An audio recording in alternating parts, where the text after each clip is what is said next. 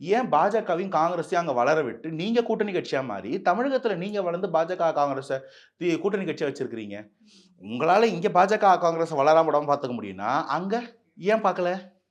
ஏன்னா, திமுக தலைவரோ, அதிமுக தலைவரோ, இங்க வந்து நாங்க முதல்வரா இருக்கும்போது, என் பக்கத்து சீட்ல என்னோட 2ஆம் கட்ட தலைவர் ஒருத்தர் பாண்டிச்சேரி முதல்வர் வந்து உட்காரக்கூடாதுன்ற ஒரு வன்மம்.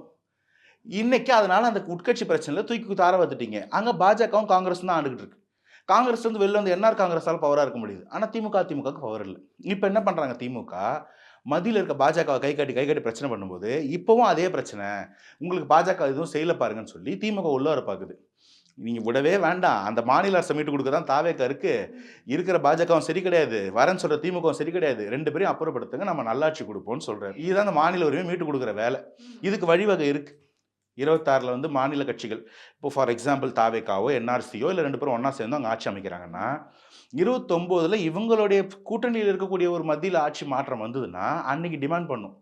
அன்னைக்கு சக்கர நாற்காலில போயிட்டு எங்களுக்கு மத்தியில ஆட்சி கூட்டணியில இருக்கும்போது கூட மந்திரி சபையில மட்டும் இடம் கேட்டாங்கல்ல. இவங்க வந்து மாநில மாநில உரிமை கேட்பாங்க.